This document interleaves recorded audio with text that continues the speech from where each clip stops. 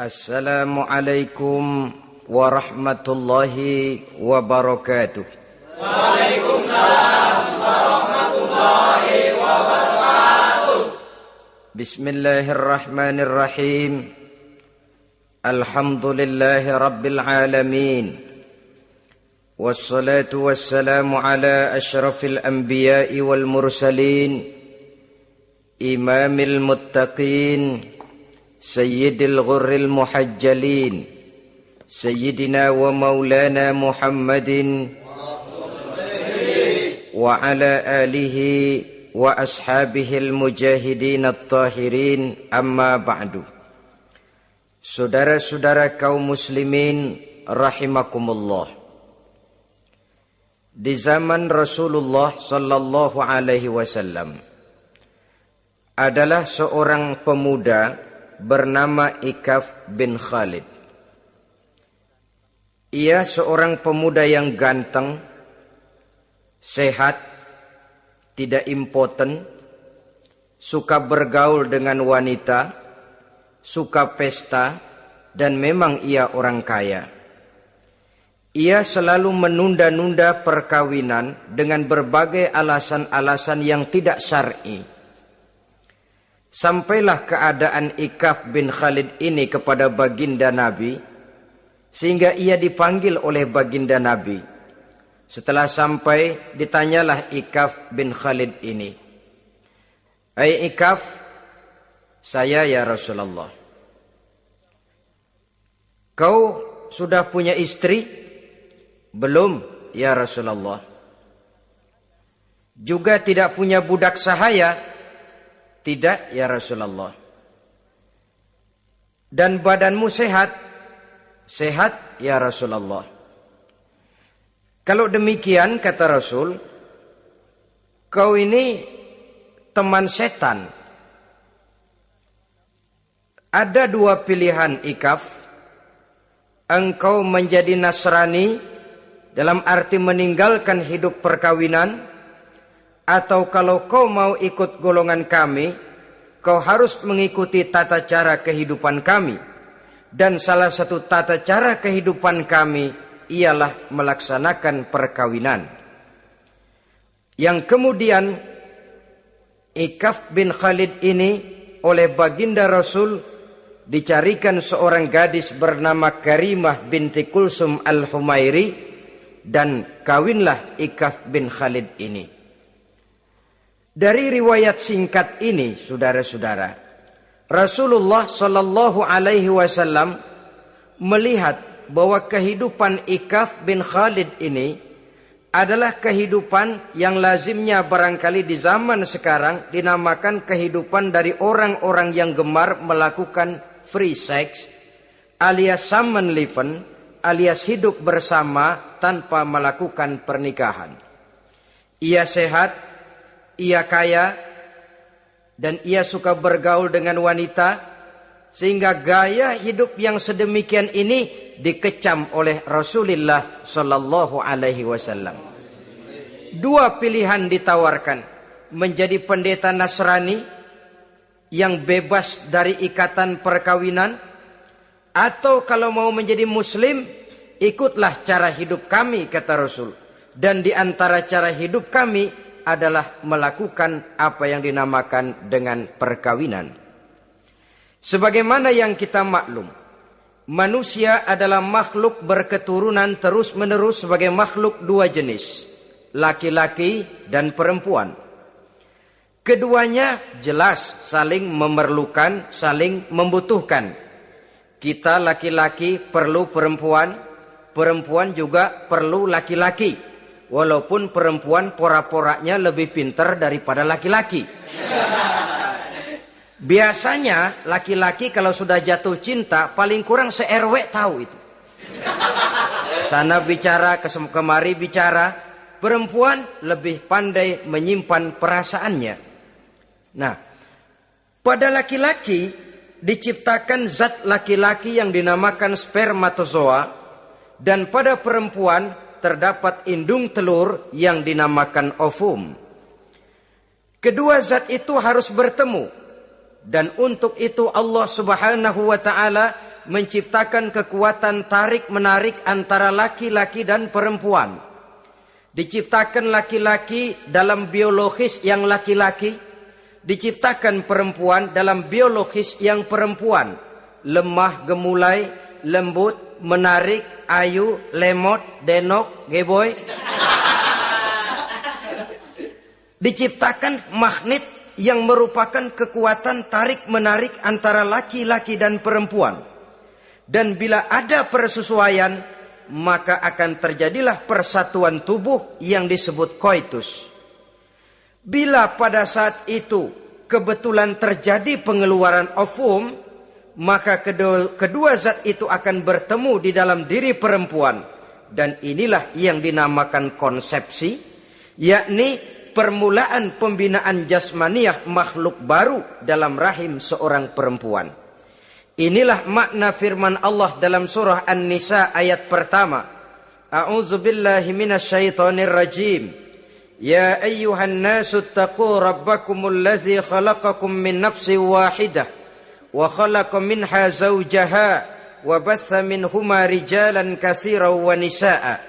Wahai manusia, bertakwalah kamu kepada Tuhanmu yang telah menciptakan kamu dari diri yang satu, kemudian diciptakan dari diri yang satu itu pasangannya, dan dari keduanya berkembang biaklah manusia menjadi bersuku-suku dan berbangsa-bangsa. Pada contoh lain, dari proses pembentukan jasmania makhluk manusia dalam rahim ini, Al-Baqarah 223 menjelaskan bahwa seorang laki-laki adalah seperti petani, seorang perempuan adalah seperti ladang. Petani adalah yang mencangkul sawah, menebarkan benih, sementara ladang adalah tempat bersemayam benih-benih itu, tempat dia tumbuh dan berkembang membawa manfaat bagi kehidupan ini. Dengan bahasa yang indah Quran mengatakan, nisa'ukum harthul lakum fa'tu harthakum anna syi'tum. Istri-istrimu adalah laksana sawah ladang bagimu, maka cangkulah, datangilah sawah ladangmu menurut cara yang kamu suka. Saudara-saudara kaum muslimin rahimakumullah, belakangan ini orang sering membicarakan pendidikan seks bagi anak-anak. Menurut pendapat saya, walaupun itu diperlukan, tapi tidak harus dilakukan secara menggebu, dan masih banyak hal-hal mendesak lainnya yang lebih perlu dibicarakan ketimbang bagaimana memberikan pendidikan seks kepada anak-anak kecil. Barangkali yang memerlukan, yang sering bertanya tentang seks cuma terbatas kepada anak-anak kecil di kota-kota besar, yang oleh perkembangan teknologi dan komunikasi, daya pikirnya memang sudah sedemikian maju. Tapi berapa ribu jumlah anak-anak kecil yang semacam itu? Selebihnya puluhan juta anak-anak kecil yang tinggal di daerah-daerah terpencil, di provinsi-provinsi lain, di luar keramaian, yang sama sekali belum perlu untuk hal-hal yang semacam itu. Haruskah cuma untuk membela yang 1.000 atau 2.000 orang ini saja, lalu kita mengabaikan yang puluhan juta adanya? Kita masih harus membicarakan bagaimana kurikulum pendidikan yang mapan. Kita harus membicarakan bagaimana sistem pendidikan yang memadai. Saudara-saudara, Quran sendiri harus kita katakan berbicara soal seks, tapi gaya bahasanya sopan. Ajaran yang terkandung di dalamnya luhur, tidak terbuka belak-belakan. Saya khawatir disalahgunakan nantinya. Maklum ya, yang namanya anak-anak, sifat yang menonjol pada dirinya itu adalah hubbut taklid. Senang meniru. Apa yang dia lihat, apa yang dia baca, apa yang dia tonton, biasanya ingin dia terjemahkan dalam kehidupannya. Kadang-kadang kalau habis baca komik Superman, dia kepengen jadi Superman. Itu anak kecil. Habis baca buku Si Buta dari Gua Hantu misalnya, pengen jadi si buta dari gua hantu, nyari kayu bikin tongkat. Biasa, itu watak yang namanya hubbut taklid. Sekarang kalau kepada anak-anak semacam itu sudah diberikan pendidikan seks, saya khawatir Kadang-kadang tidak dididik saja sudah lancar kok. Apalagi kalau sampai dilakukan pendidikan, khawatir disalahgunakan. Saya katakan tadi, Quran juga misalnya Al-Baqarah 223 ini. Bicara soal seks, tapi sudah lihat gaya bahasanya. Nisa'ukum harsul lakum, fa'tu harthakum anna syi'tum. Istrimu adalah sawah ladangmu, cangkulah sawah ladangmu menurut cara yang kamu suka. Mau cangkul sambil mundur juga boleh.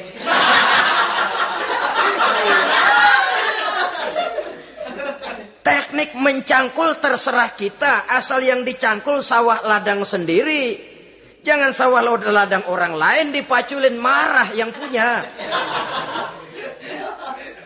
Kita lihat di sini betapa dalam gaya bahasa yang sopan Al-Quran berbicara soal ini. Saudara-saudara kaum muslimin rahimakumullah. Kesenangan melakukan hubungan seksual digerakkan oleh satu energi, oleh satu kekuatan dalam diri manusia yang dinamakan insting seksual atau libido. Dan libido merupakan energi yang terbesar dalam tubuh manusia. Ini harus disalurkan. Sebab kalau tidak, bahaya. Saudara tahu bahaya itu lebih bahaya dari yang bahaya. Pakai tasdid dia, bahaya. Insting seksual apabila tidak disalurkan bisa menimbulkan berbagai macam gejala-gejala yang bisa mengganggu kesehatan diri atau mengganggu lingkungan. Nah, Islam tahu itu. Islam pun tidak ingin menghilangkan nafsu.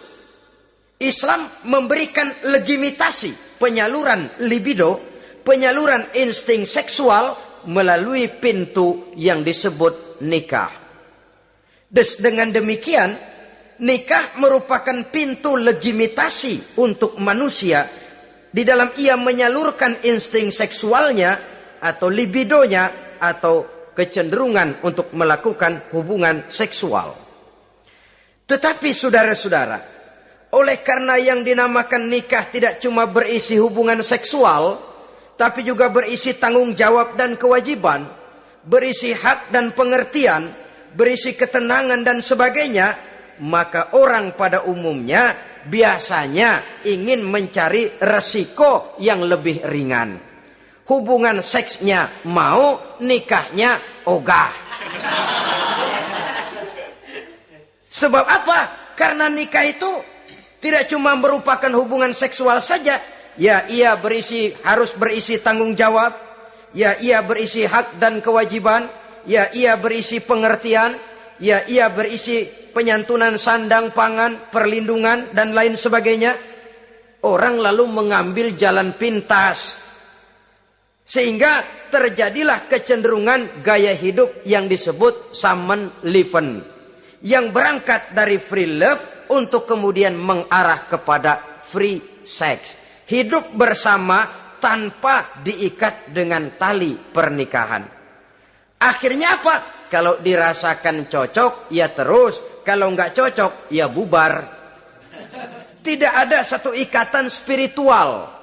Kalau demikian halnya, maka manusia belum terlalu jauh nilainya daripada makhluk bernama binatang. Yang penyaluran insting seksualnya tidak perlu diikat dengan pintu yang bernama nikah. Orang ingin mengambil jalan pintas. Potong kompas, mau enak lalu tidak mau resiko. Hubungan seksualnya mau, tapi kemudian pernikahannya tidak mau. Akibatnya, pada satu segi prostitusi, saudara tahu prostitusi, pelacuran meningkat. Perkara apa latar belakangnya itu bukan soal kita, tetapi kemudian terjadilah proses yang dinamakan prostitusi, atau kalau tidak terjadilah pergaulan bebas di dalam kehidupannya. Saudara-saudara kaum muslimin rahimakumullah, Islam pada hakikatnya memberikan alternatif. Sehingga Nabi mengajarkan dalam satu hadis, ya ma'syarus syabab, wahai para pemuda, man istata'a minkumul ba'at, barang siapa di antara kamu mampu memberi nafkah. Ba'at di sini diartikan nafkah. Nafkah apa? Nafkah zahir, nafkah batin. Itu arti ba'at. Hai para pemuda, siapa di antara kamu yang sudah sanggup memberikan nafkah, baik zahir maupun batin, hendaklah dia melakukan perkawinan. Jangan lupa ini. Manistata'a minkumul ba'at, yang mampu memberikan nafkah, baik zahir maupun batin, hendaklah dia melakukan perkawinan. Kadang-kadang ada juga anak muda nekat banget. Main derulung aja. Gak nengok kiri, gak nengok kanan. Tidak memahami yang namanya ba'at. Ba'at ini nafkah zahir. Nafkah zahir itu apa? Ya sandang, ya pangan, ya perlindungan. Nafkah batin itu apa? Ya kasih sayang, ya pengertian, ya termasuk di dalamnya melakukan hubungan seksual. Kalau itu cuma dasar itu, rasanya mah setiap kita mampu. Tapi kan tidak cuma itu yang jadi modal bagi satu perkawinan. Siapa di antara kamu yang sudah mampu memberikan nafkah, hendaklah dia kawin. Fa illam yastati', tetapi apabila dia tidak mampu memberikan nafkah itu, fa alaihi bisyam, hendaklah dia melakukan puasa. Sebab apa? Puasa ini esensinya kemampuan mengendalikan hawa nafsu. Umpamanya, ada pemuda, badannya sehat, tidak sakit, tetapi dia belum mampu untuk memberikan nafkah. Sementara temperamennya termasuk tegangan kelas tinggi. Gak boleh kecolek dikit mau ngedredet aja. Yang semacam ini oleh Nabi fa'alaihi bisyam. Kalau memang belum mampu memberikan nafkah, hendaklah puasa. Sebab apa? Puasa lebih mengendalikan diri. Saudara-saudara, apabila puasa ini pun dirasakan juga berat, maka ada cara lain untuk menetralisir libido itu tadi. Kecenderungan untuk melakukan hubungan seksual. Dengan apa misalnya? Dengan jalan melakukan olahraga.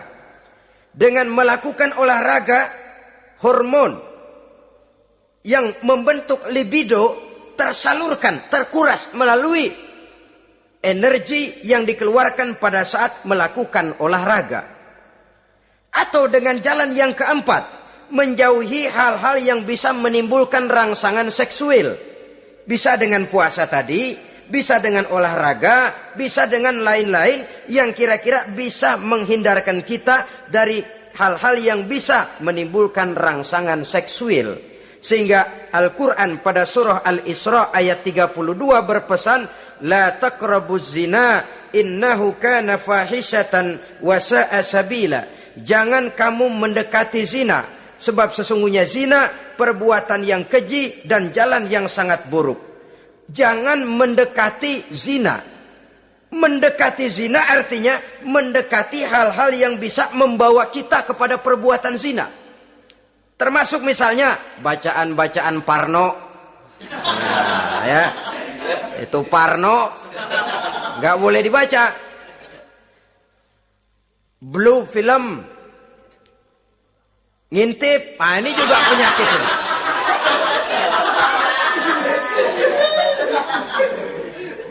Itu termasuk dalam larangan la taqrabu zina. Jangan kamu mendekati hal-hal yang bisa menyebabkan kamu jatuh kepada zina. Kalau itu didekati, besar kemungkinan kita akan terperosok ke dalamnya. Sehingga pepatah bilang, kalau takut jatuh ke sungai, jangan main di pinggir sungai. Kalau takut ombak, jangan berumah di tepi pantai. Kalau takut jatuh kepada zina, jangan mendekati hal-hal yang bisa membawa kita kepada perzinaan. Nah, saya merasa prihatin bahwa dimanapun di dunia ini, modernisasi, kemajuan sering membawa proses pergeseran nilai. Cepatnya arus komunikasi. Apa yang terjadi di Amerika hari ini bisa kita tahu hari ini. Apa yang terjadi di Eropa hari ini bisa kita saksikan hari ini. Proses komunikasi yang sedemikian canggih membawa dampak proses pergeseran nilai dalam diri dan kehidupan manusia. Akibatnya dia banyak tahu, dia banyak melihat, dia banyak mendengar. Kalau dia tidak punya filter, dia akan mudah terhanyut oleh nilai-nilai yang menggeser dia dari tuntunan ajaran agamanya. Maka dengan demikian saudara-saudara, Islam memberikan legitimasi terhadap penyaluran insting seksual melalui pintu yang disebut nikah. Dan Islam mencela apa yang disebut samenleven, free love atau free sex alias hidup bersama tanpa melakukan pernikahan. Apa yang akan terjadi dalam kehidupan ini apabila manusia bergaul sebebas-bebasnya tanpa terikat lagi oleh norma dan kaedah kehidupan beragama? Sudah cukup banyak korban bergelimpangan dari arus yang namanya pergaulan bebas dengan dalih new morality, kebudayaan moral baru yang terlepas dari bimbingan kehidupan beragama. Saudara-saudara kaum muslimin rahimakumullah. Dulu zaman kakek kita itu kalau pacaran, saudara-saudara, biasanya yang laki di luar, yang perempuan di dalam. Paling-paling pagar dibolongin. Ya, orang dulu itu kan rumahnya pakai pagar toh. Kalau sudah pagar itu bolong, si yang laki masukkan jarinya ke pagar. Nanti dipegang jari itu oleh tangan si perempuan dari dalam. Cuma beradu tangan doang, endahnya bukan main udah.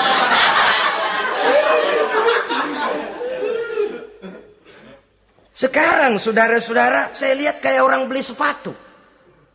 Orang beli sepatu curang banget. Beli mah belum tentu jadi, nyedengin hayo aja.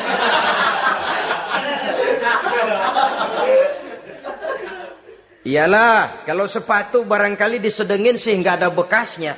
Kalau anak orang disedengin, Allahu Akbar. Ya sedang sih sedang.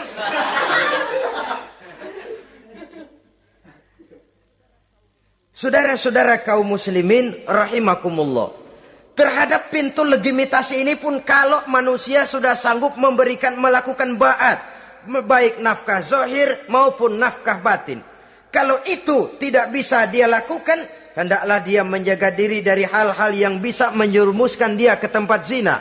Bisa dengan puasa, bisa dengan memperbanyak olahraga, bisa dengan menggiatkan belajar, study club, diskusi. Ada pepatah mengatakan 3 hal yang bisa membawa kerusakan. 3 kosong. Kosong iman, kosong kantong, kosong perut. 3 kosong ini yang sering membawa kerusakan dalam diri manusia. Pertama kosong iman. Yang kedua kosong kantong. Yang ketiga kosong perut. Ketiga kosong ini kalau sampai kumpul pada diri kita 3-0, berapa yang ngubernya? Sering kalah kita. Kosong iman, kosong kantong, kosong perut. Maka motif dari berbagai macam kejahatan umumnya karena 3 kosong ini. Orang bisa jatuh ke tempat zina, bisa jatuh kepada korupsi, bisa jatuh kepada perampokan, pencurian dan berbagai macam perbuatan negatif. Pertama, kosong iman. Kalau sudah kosong iman, ini kosong yang paling berbahaya. Dia tidak ada lagi yang ditakutin. Polisi, ya apa selamanya polisi mau nongkrongin dia. Kalau sudah kosong iman, ini sudah tidak ada lagi norma yang diindahkannya. Yang kedua kosong kantong. Orang kalau kosong kantong mudah gelap mata. Bawaannya udah was-was mulu uring-uringan. Kosong kantong. Yang ketiga kosong perut. Kosong perut ini lapar, kemiskinan maksudnya bisa membuat orang jadi jahat. Bisa membuat orang menjadi pelacur. Bisa membuat orang jadi koruptor. Bisa membuat orang jadi penjahat. Itu motifnya karena kosong perut. Dari 3 kosong ini yang paling berbahaya sesungguhnya kalau orang sudah mengalami kosong iman. Perut kosong, kantong kosong, tapi iman penuh, masih ada rem. Kantong kosong, perut kosong, iman kosong juga. Jebol, bablas sudah. Tidak ada rem lagi dalam kehidupannya. Hampir segala macam motif kejahatan yang terjadi di pentas dunia ini umumnya karena 3 kosong ini tadi. Karena kosong iman.